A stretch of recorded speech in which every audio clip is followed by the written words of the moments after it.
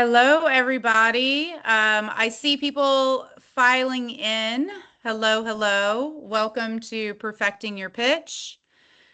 I see a lot of people filing in, so we'll wait a few minutes until we get started as the numbers continue to go up. So grab your pen and paper. We're going to be talking about how to perfect your pitch today, but we'll give it a few minutes. Let people keep filing in before we kick it off.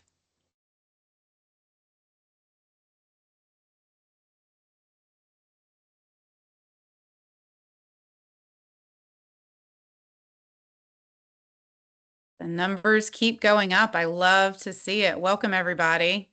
We'll get started in a few minutes. If you want to jump into the chat and tell us where you're logging in from, we love to see it.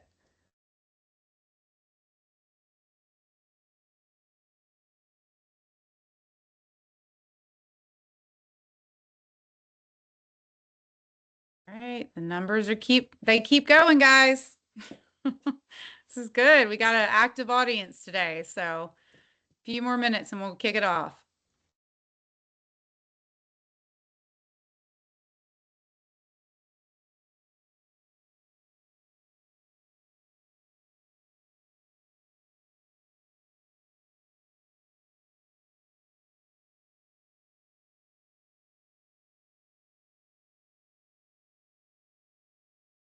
All right.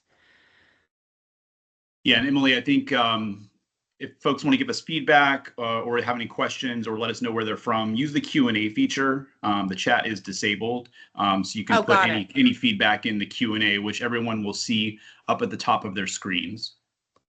Okay, awesome. Thanks, Chris. Mm-hmm. All right, people are still filing in, so we will get started here in about a minute just to let everyone jump in. But in case you weren't aware, you are on the Perfecting Your Pitch for MJBizCon. We're going to talk about speakers and what our speaker application process is today. So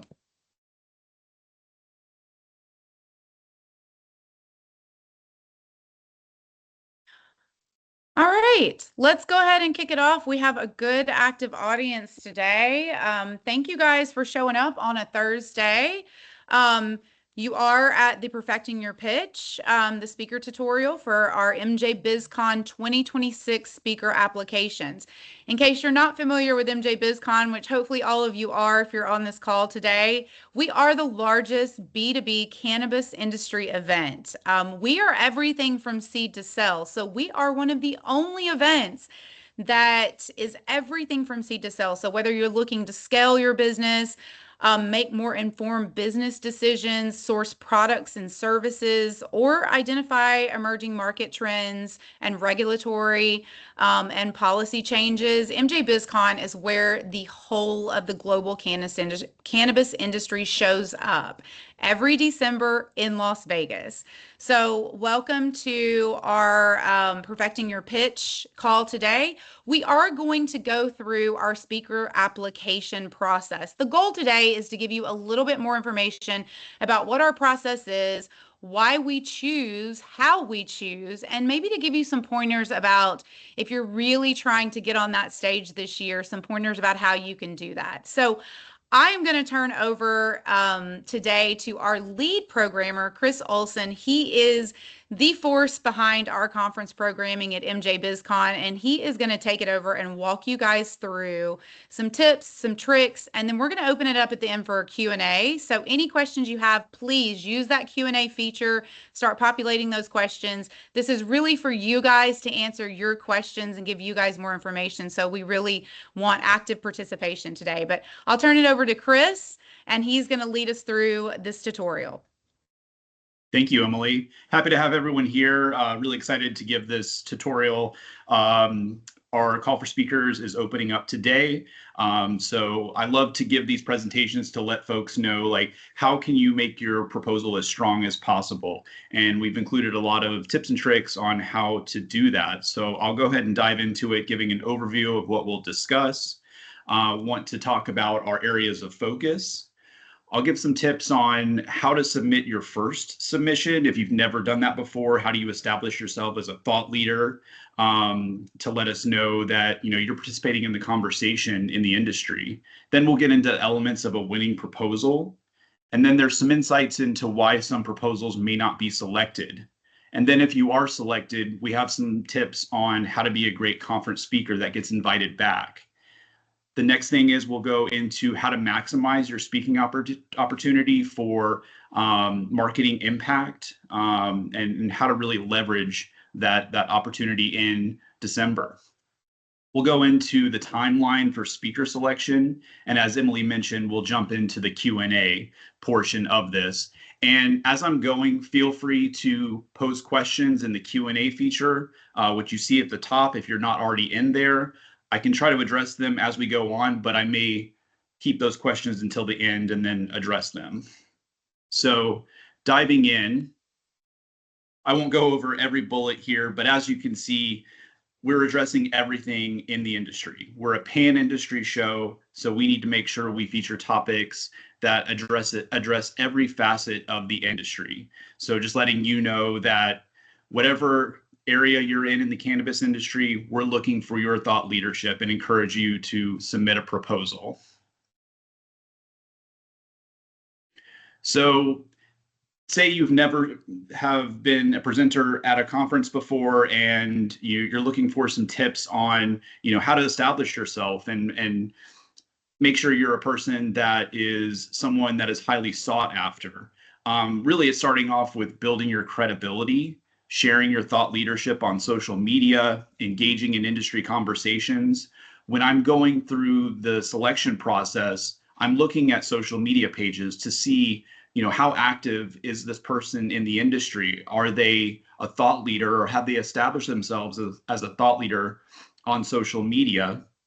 And are they a person that's sought after online, for their knowledge? So I highly encourage you to jump online, start participating in conversations around your area of expertise, and establish yourself as a thought leader.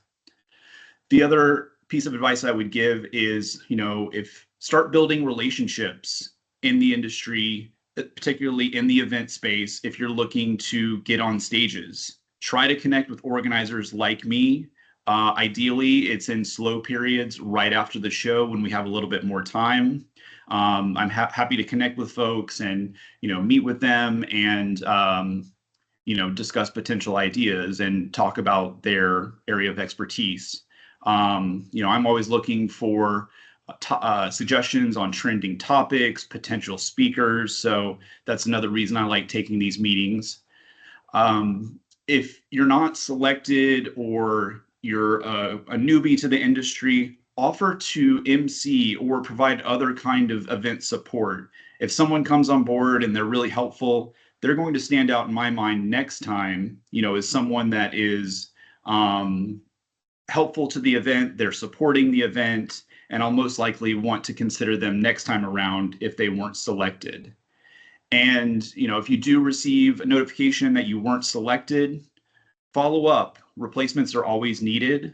And, we're folks drop out even at the last minute. So there could be opportunities for you to be a replacement if you aren't initially selected in that first round of selections. So diving into what makes a winning proposal. It's very important that there's a defined problem and a clear solution. A lot of proposals I receive, they do a really excellent job of defining the problem, but don't get into the solution of that. We're looking for actionable intelligence that folks can use in their businesses. So we need to make sure whatever you're discussing, that there's a clear solution to that problem. We're looking for 5 to 7 defined learning objectives that attendees will take or that attendees will learn, during the course of that presentation. There's a clear, defined target audience for your topic that's very important. Given that we're a pan-industry show, we need to make sure that these topics have broad industry relevance. So think about that when you're writing your proposals. It's very important that your proposals feature thought leadership over marketing. If it reads too much as a sales pitch or a marketing opportunity for your company, most likely that proposal won't get selected because, like I said, we're looking for actionable intelligence.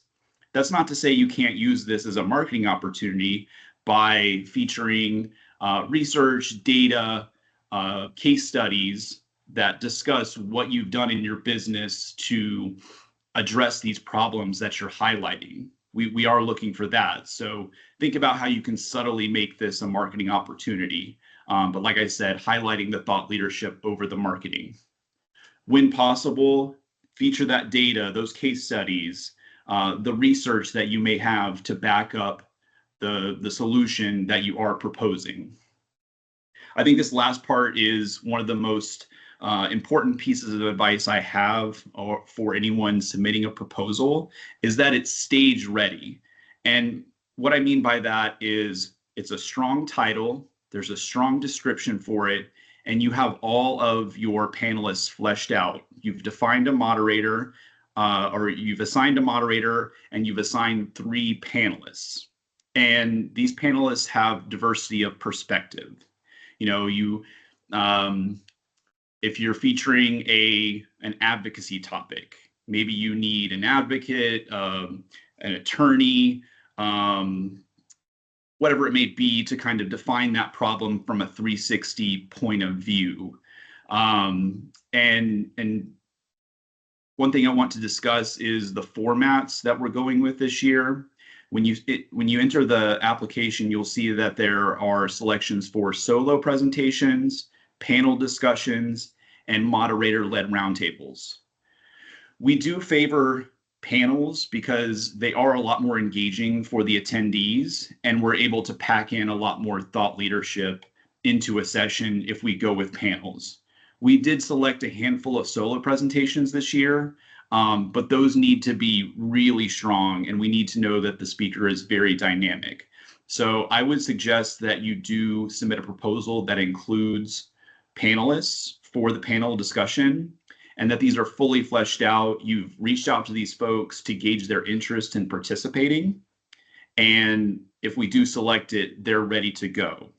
One note about the moderator-led roundtables, this was a new format that we included the previous year, and they were highly successful. What this is we tap a moderator to lead a discussion around this topic that is proposed. And it's a little bit different from being a passive audience member. With the moderator-led roundtables, they get to engage with the topic and engage with the moderator and have a discussion and come out of that with some learnings from that topic. So feel free to submit proposals for moderator-led roundtables if that's a format you're interested in. And just to highlight, make it easy for us to say yes. If it's a fully fleshed out panel and there's no work that we need to do to refine the topic or recruit additional speakers, those proposals will rise to the top. So getting into some insight into why your proposal may not be selected. As you can see from George Costanza, it's not you, it's me. This is a highly competitive process. We received over 1,000 submissions last year, and there's only so much space that we have on stage. From the proposals that we received last year, a majority of them were high quality. I would say 80% of the proposals we received could have been featured on stage, but given our limited capacity, we had 70 presentations last year. There's only so many proposals that we can select. So rest assured, if you're not selected, it's not because we didn't think your proposal was valuable. We just didn't have the space. And just to reiterate that some proposals don't get selected because they're too promotional and they're not stage ready. And there are shows out there in the cannabis space and outside that are pay to play. We're not pay to play. We feature the strongest proposals. We go through an objective process with our editorial team and our internal committee. So really at the end of the day, the strongest proposals will be selected. So you're selected to be a speaker at MJBizCon. How can you be a great speaker that gets invited back? That includes things like submitting your marketing assets on time. We request things like headshots and bios so that we can create marketing assets for you that you can put out on social media to market your session at MJBizCon. So it's very important that we get all of those elements on time. You attend the planning meetings when we schedule them. You respond to the invites for the planning meetings. You're a cooperative panelists. You give equal airtime to those panelists during that planning meeting, and you're playing nice with your fellow panelists. Actively promoting MJBizCon before the session is very important, and we track the amount of marketing that our speakers are doing, and we take note of that. And that is something that we consider going forward when we select proposals. Did this person help us market the event and their session? You arrive early to the conference. We usually ask that speakers get to our green room 30 minutes before. So arriving early, making sure you're prepared and ready to appear on stage. And just to reiterate, avoid overt sales pitches in your presentation. I've had meetings where we were on board with the topic and what they were going to present, and then once they got on stage, they turned that into a sales pitch for their business. That's most likely not going to get you invited back if you just use it for that. That's not what we're doing here. We're looking for objective content that includes actionable intelligence. So just to reiterate, professionalism equals an invite to come back to MJBizCon. So before, during, and after your session, how can you maximize this opportunity for your marketing efforts? Before the event, making sure you're promoting your participation, you're engaging with your online audience. We suggest sometimes, having a discussion with your audience online around this topic. It's a great opportunity to get feedback on that topic before you appear on stage. So maybe there's something you learn online that you can actually use during your presentation. During the session, we do have session slides where we feature your titles, your headshots, your bios, and the title of the session, but there's also opportunities to display your own slides. So sometimes we encourage folks to use a QR code to allow attendees to engage with a project that you're working on that relates to the topic that you're presenting on. You can use those slides to share relevant case studies, research, data. That's always important. And then making sure you're including contact information in a closing slides so attendees can follow up with you. Oftentimes I hear that the audience members turn into potential sales leads, through that presentation. And then after, make sure you're taking questions from the audience. Leave time to meet with them. These are folks that are really engaged with you and most likely would be very interested in what your businesses are doing. Follow up with those leads afterwards to see, where that opportunity may go. We highly encourage you to record and repurpose the content from the session. Unfortunately, we don't have the ability to capture every session, so it's on the speakers to make sure that someone from your company is in the audience and recording the session. And we encourage you to use that content for your own marketing purposes after the show. And then after, put as seen at MJBizCon on your website to further communicate, I appeared on stage and I'm a thought leader in the industry. So jumping into the speaker timeline, the application is open today. I did put the link in the Q&A window, so you'll see that there. It will also be sent out to all the registrants after the webinar, so no worries if you didn't get it from here. The deadline is April 10th, So you have a little bit over a month to submit a proposal. We will review proposals from April to May. And then in late June, we'll start notifying speakers, either acceptance or denial letters to the email that you do provide. Before I jump into the Q&A, earlier I was talking about the formats for our panels. In my experience, audiences love to hear from plant-touching businesses. So if you are an ancillary business provider, what I suggest is when you're thinking about the panelists that you want to recruit, try to recruit folks that are your plant touching partners so they can help provide that 360 view on the topic.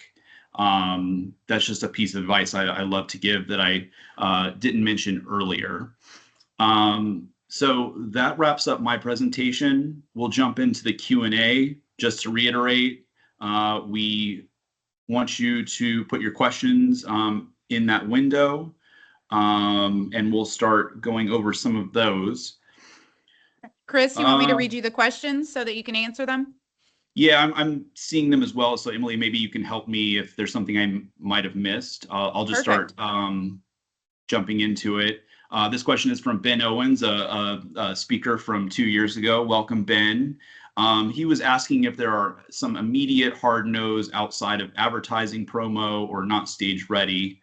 I'm trying to think. I think something that wouldn't necessarily be a no during the selection process, but there's sometimes where a speaker has hopped onto a planning meeting and they've been just completely uncooperative. That's going to stand out in my mind that, this person doesn't play nice with others and may not be invited back because it's just so hard to work with them. With these panels, it's very important that folks are cooperative and that they're giving equal airtime. So that could lead to a no in the future. But Ben, to answer your question, really, it's just making it an overt sales pitch or just, it's not stage ready. Those are the hard no's.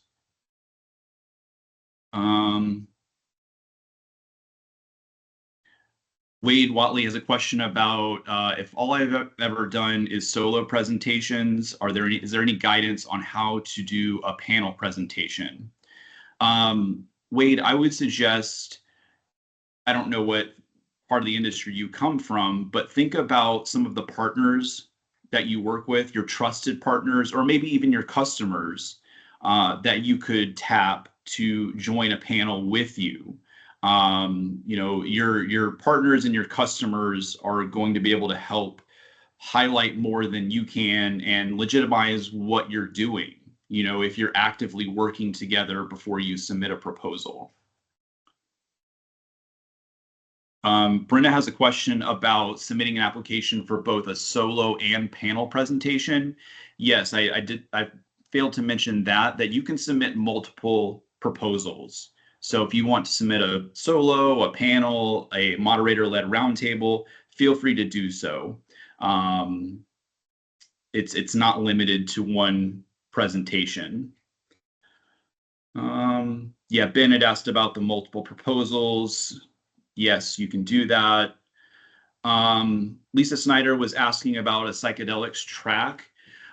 This year we're not planning on having a psychedelics focused track, but the plan is to still feature psychedelics content in our sessions. So anywhere it's applicable, we'll be including psychedelics in those sessions. So if you do have a psychedelics topic, feel free to submit that, and it may be something that we include into kind of a cannabis and psychedelics focused panel. Ben had asked about the order of submission. Does that matter? Is there an urgency factor to it? Ben, to answer your question, no. We don't give any weight towards folks that submit their proposals earlier. How it works is as they come in, I review them and I kind of classify them so that at the end we can easily kind of go through the process of reviewing them. And I would suggest if you want to think about your topic and think about the panelists and give yourself some time to reach out to those panelists, submit one the week before the deadline. It really doesn't matter when you select it or when you submit it. So if you do need more time, take that time.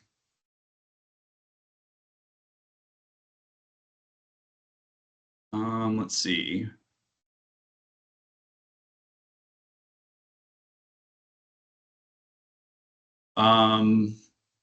Dave had a question about finance forum sessions. We're currently in the process of kind of finalizing everything for this year. So there could be a potential where finance focused sessions are featured in the conference. So more to come on that. What I would say is definitely submit proposals on finance topics. We will for sure be featuring it either in the forums or during the conference sessions.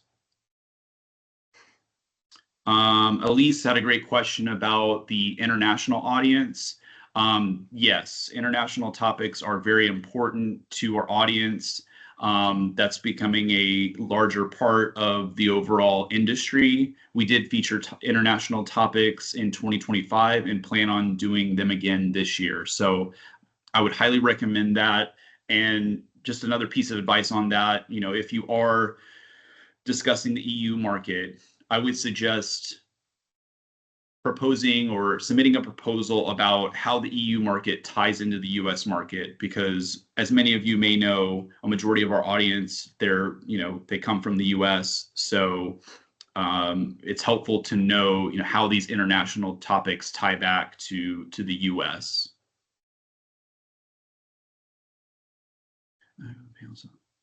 Let's see, Sarah had a question. If we came up with a panel topic, could MJBiz help connect with others in the topic to add to the panel? If someone submits a proposal and they've only suggested one speaker, and it's a topic that we really want to push, in the past, I have helped recruit those speakers. But as I mentioned earlier, we're looking for those stage ready proposals where you've done the work, because you're going to know better than I would know, who would be a perfect fit for your panel and who would be best to discuss that. I'm really good at that as well, but I think you're the trusted sources for that. So Sarah, yes, submit a panel discussion with one presenter, but highly recommend that you have a fully fleshed out panel before you submit that. Elise was asking about key content themes for MJ this year. The slide in the beginning where I kind of show how really we're touching every facet of the industry. So, we're looking for everything. But the overall buckets, I would say, retail marketing and operations, cultivation, advocacy, policy, regulatory compliance would be another. Science, cannabis science, medicine, patient care, clinical outcomes. That's going to be another kind of theme that we have. And then something new this year is kind of a innovation stage where looking for the cutting edge of, say it's AI, wanting to know what you're doing as far as it relates to AI and showing how you're kind of pushing the envelope with that topic. Looking for proposals that include innovative solutions that we can feature. Cliff had a question about, are you interested in real world experience in regard to automation, robotics in the manufacturing and packaging of cannabis products for licensed cannabis manufacturers? Yes, Cliff, manufacturing, processing, packaging, those are topics that we feature annually. So would love to hear on that.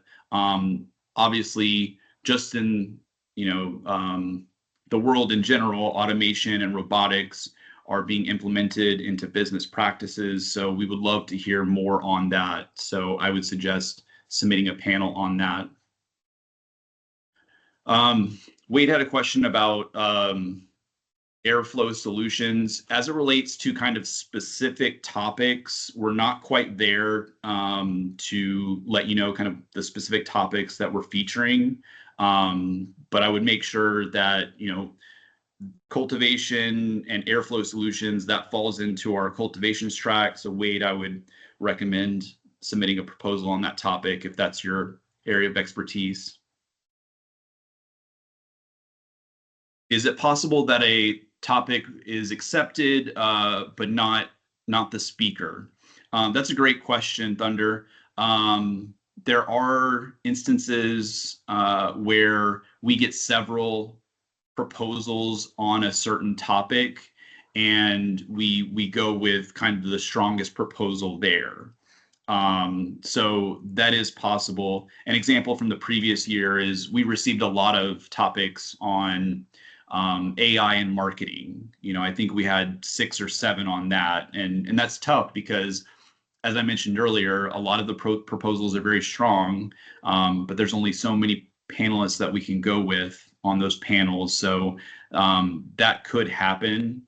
But sometimes if there are several proposals on the same topic, we may pull those folks into a panel if they're all wanting to talk about the same topic. Let's see. More questions are coming in.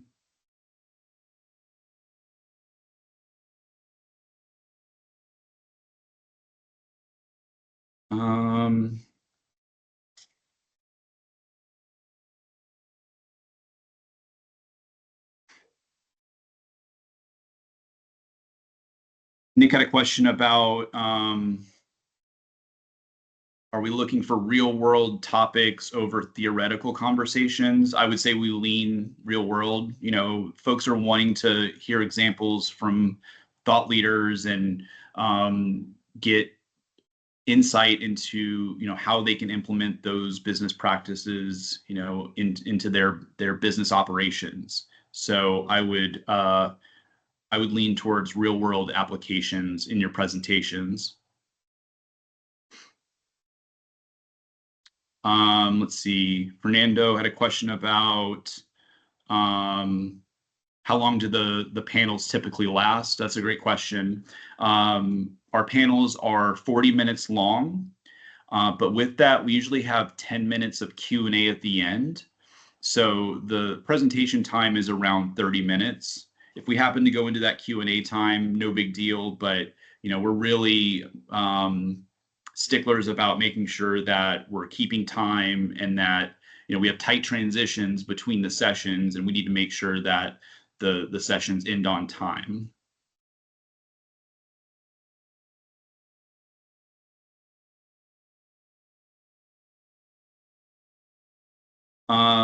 Wade had a question about how his product addresses an industry problem, and he has a clear solution to that. This gets into kind of course, we want to hear how your product is addressing that solution, but making sure that you're really giving folks an understanding of that problem by what you did to get to that portion where you developed that product. If I hope that makes sense, where you're showing in your presentation that you've thought through this problem as much as you can, more than anyone else in the industry, and then I happen to create a product to address that solution. That to me is an effective way to not make it an overt sales pitch about that product. Of course, you'll need to talk about what you do, but you're highlighting more your thought leadership as opposed to the qualities of the product. I hope that addresses your question. Sarah had a question about, are there subjects that I think were lacking from last year's MJ Biz? Honestly, I don't think we did. We really do a good job of understanding like what are the leading topics that need to be featured this year, and then finding the speakers that can address that topic. Of course, as we all know, this is a quickly evolving industry and things change, month to month. Things will change from now to December, in MJBizCon. So to address your question, Sarah, I would make sure that if you feel like there's something lacking, make sure to address, is this the cutting edge of this? Are we addressing the problems that are being presented right now? If we do that, we can make sure that, we don't have anything that's lacking, and we can make sure that folks feel like all of their issues are being addressed. One thing, Chris, too, to chime in, I know a lot of you that are on the call are also doing, the different panels and trade shows that are out there from now until December. So one thing that we really look out for, as are we attend them as well and support a lot of them. We really look out for those conversations that have already taken place at other shows and events, and we avoid those conversations. Just to be 100% transparent, we want to make sure that if you're showing up at MJ Biz in December, that you're hearing something that's new or innovative, or maybe potentially for the first time. So again, recycling presentations that have already been out in the market is a really quick way to get a real quick no. So just make sure that you're not recycling something that, has been through the trade show circuit. And also, I'm seeing a lot of questions in here about what topics we really look for. I would urge everyone to think about the topics that you guys are talking about in your own boardrooms. What are you guys talking about in your boardrooms? What are you talking about in the lab? What are you talking about in the grow facilities? What are you guys talking about in your marketing meetings? Those are the topics. Whatever problems or issues or concerns are keeping you guys up at night are going to be the same things that are keeping your peers in the industry up at night. And so that's really what we want to hear, what our audience wants to hear. So the topics that are concerning you are the best topics for your presentation. Yeah, that's great insight. Thank you, Emily. Yeah, what are those conversations that are happening in the boardroom, the conversations that happen at a bar after a conference? I like to think that these are extensions of the conversations that you folks are having, confidentially in, your own private spaces. Those are really the conversations that we want to feature. And that's really important to note what Emily said, that you're not rehashing a presentation that you've given at previous conferences. That's not to say you can't present on that topic again, but make sure it's fresh for our audience and that you've thought through our audience and what they want to hear. Say you're a cultivator and you presented it at an ag show, you're going to tailor that for a specific ag audience. But given that we're a pan-industry show and your session could attract folks outside of the cultivation community, think about how you could broaden that. That would be a piece of advice I would give. Paolo submitted a question on panelists and do we want the names included? Yes, you'll see in the application that we have a space for 4 panelists. And as I mentioned, that's 1 moderator and 3 panelists. So include that in your application. And I would suggest reaching out to them before you submit the application and make sure that they're interested in participating. Of course, the MJBizCon is in December and things could change, but make sure you've given this some thought and at least you have some potential panelists to come on board to that panel. Let's see. Elise was asking if we can elaborate on the moderator-led roundtable format. Is this a hybrid between your workshops and panels? Does it take place in the same room as the presentations? How this works is they will be in the same room that the presentations take place. The setup will be a little bit different. How it worked last year is we had two roundtables pulled together where there was room for around 15 folks to gather around a table. And the moderator for that will lead the discussion around that topic. And when I was working with those moderators before MJBizCon last year, I was suggesting to them to kind of come up with a kind of discussion guide or some main kind of questions that you want to discuss through that, while trying to make sure that the conversation is organic, but making sure that they have some kind of reference point to help guide that conversation, and they've thought through some of the questions, that could be discussed. This year it was really exciting to see this happen because it was a new format. Most of the discussions were very organic and folks were really excited to participate. And it just looked like any other discussion that you would see, amongst colleagues that are just, having a discussion around a particular problem, in the industry. So yeah, the setup is a little bit different. The room is the same, but we just tap one moderator to lead that discussion around the topic that they propose. So those are topics that we are looking for. Let's see. Ben asked about, is there a difference between the panel pitch and the moderator-led roundtable? Is there something you're looking for more for one over the other? Not necessarily. I think what I discussed earlier, in the format of that moderator-led roundtable, I think will help Ben. And feel free to reach out if you want some more information on that, the format for that, and what we're looking for.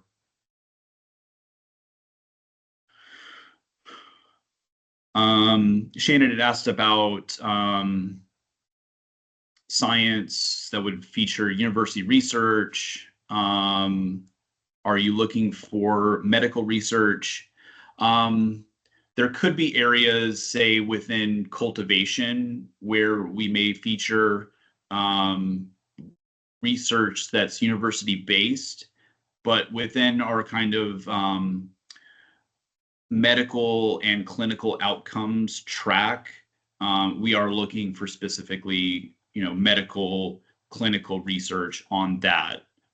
But that's not to say that if you're outside of the medical community that we aren't looking for your research. Ideally, every session would have peer-reviewed research, data, all of that to back it up. We know that in some cases that's not always possible, but I highly encourage you to submit a proposal that does feature your research, even if it's not within the medical space.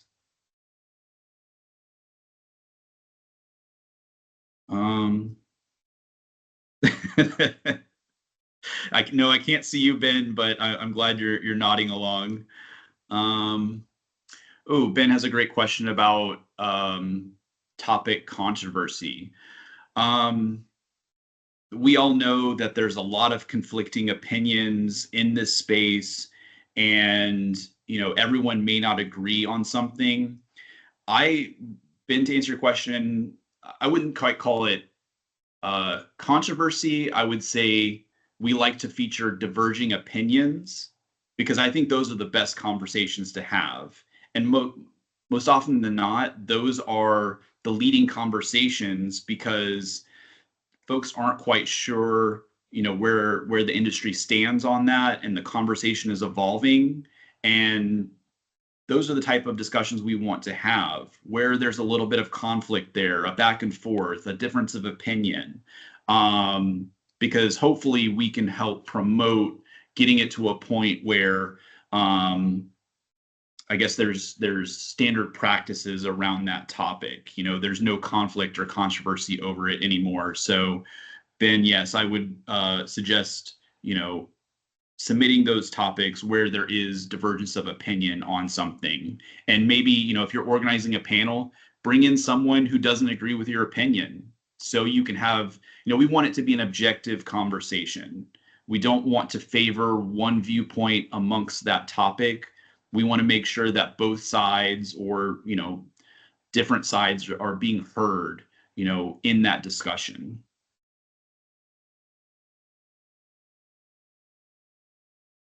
Let's see.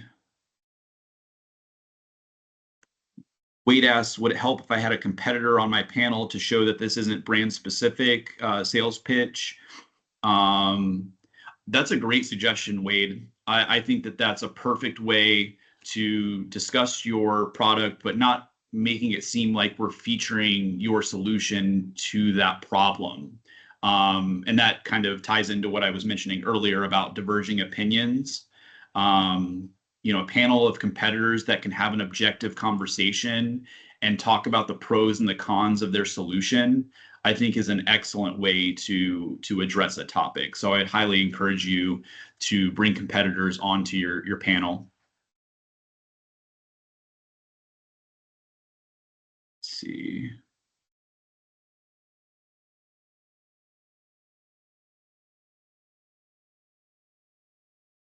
I think I've addressed most of the questions. Emily, is there anything you're seeing in the Q&A that I might not have addressed? No, you did a good job, and a lot of really good information. The one thing that I would suggest, and this goes without saying, but I think making sure that you have tangible takeaways for the audience, that's always helpful. There are some cases where that is not possible if you are presenting case studies and maybe there's still some, it's about scientific data or research. But in most cases, 8 out of 10 presentations, there can be some tangible takeaway of what to do next for the audience if you're interested or if you want to learn more. So always having tangible takeaways is a good idea, because the audience really gets more involved. And typically having some Q&A at the end, like we did on this webinar, is always a good way to get the audience more involved as well. We've all been in panels where you're spoken to instead of feeling like you're part of the panel. And so making sure that, there's a Q&A section, you're leaving room for that and you're preparing for that. And sometimes, I know most of you guys know this, but sometimes having a member of your team in the audience prepped with a Q&A always helps to start the audience, their wheels turning and thinking about that. So, that's always a suggestion too. But tangible takeaways and Q&A is really important in any presentation to make it engaging. But you did a great job, Chris. A lot of really good information, really good questions, by the way, too. Thank you, guys. These are really great questions. I love a lot of them. And then what you just said, Emily, is really important. I guess an audience plant is always great to get that conversation going. Sometimes audience members are a little shy, and it takes someone breaking the ice to get them to answer or to ask questions. We did have another question come in from Shannon about the importance of the title. Of course, we would love a title that is snappy and marketable, but that is something that we can update. And sometimes we will work with the panelists to update the title to make it a little bit more marketable and a little bit more easy to understand. So to answer your question, Shannon, we can update the title, and sometimes we do that if we feel like there's the need for that. Yes, we will send this deck after. We will also include it in the application. That won't be automatic, but when you go back to it, there will be a link to this, hopefully by the end of the day, so you can review that. Stuart, thank you for the positive feedback. Kim, great to see you here. Always love working with you. Great. I think that we'll wrap it up. I think we've addressed everything.